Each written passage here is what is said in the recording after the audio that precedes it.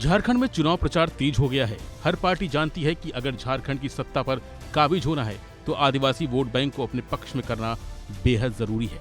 और यही वजह है कि बीजेपी और इंडिया गठबंधन अक्सर अपनी रैलियों में भी इसका जिक्र करते हैं। इसी कड़ी में कांग्रेस सांसद और लोकसभा में नेता प्रतिपक्ष राहुल गांधी ने झारखंड के सिमडेगा और लोहरदगा में चुनावी सभाओं को संबोधित किया। इस दौरान राहुल गांधी ने कहा कि देश में जल, जंगल, जमीन पर पहला हक आदिवासियों का है। राहुल गांधी ने सिमडेगा में अपने भाषण की शुरुआत लव यू कहकर की। दोनों ही सीटें आदिवासी बाहुल हैं। इससे यह कयास लगाए जा रहे हैं कि महागठबंधन को 28 आरक्षित आदिवासी सीटों पर फायदा हो सकता है। सवाल यह है कि क्या हेमंत सोरेन के नेतृत्व में महागठबंधन फिर से इतिहास रच पाएगा या राहुल गांधी का लव यू भी काम नहीं आएगा और बीजेपी को फायदा होगा। वैसे इस चुनाव में आदिवासी वोट और अनुसूचित जनजाति के लिए आरक्षित सीटें बहुत महत्वपूर्ण हैं। ऐसे में कह सकते हैं कि सत्ता की चाबी आदिवासी वोटर के हाथ में है, क्योंकि 82 सदस्यों वाली झारखंड विधानसभा में 28 सीटें एसटी के लिए आरक्षित हैं। इन सीटों पर जीत हासिल करने वाली पार्टी सरकार बनाने में अहम भूमिका निभाएगी।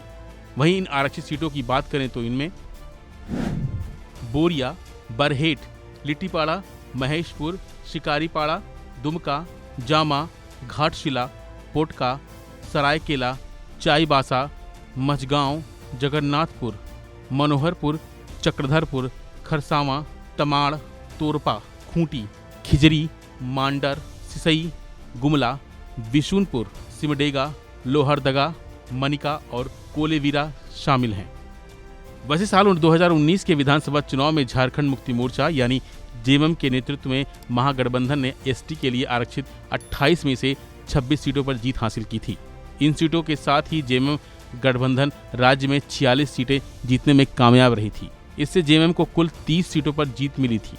इस चुनाव में झारखंड मुक्ति मोर्चा को आदिवासी, ईसाई, मुस्लिम और महतो वोट बैंक का जबरदस्त समर्थन मिला था। बीजेपी को इन आरक्षित 28 सीटों पर ही सबसे ज्यादा नुकसान उठाना पड़ा था। बीजेपी को केवल 2 सीटें ही हासिल हो पाई थी। लिहाजा झारखंड मुक्ति मोर्चा एक बार फिर से वही जादू चलाना चाहती है जिसमें उसकी मदद कांग्रेस भी कर रही है।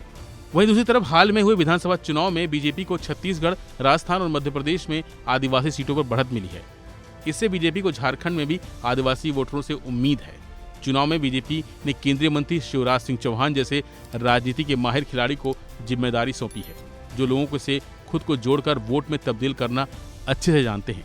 यानी कुल मिलाकर इस बार जेएमएम के लिए जीत की राह इतनी आसान नहीं है। फिलहाल के बस इतना ही। बाकी अपडेट के लिए बने रहिए वन इंडिया हिंदी के साथ।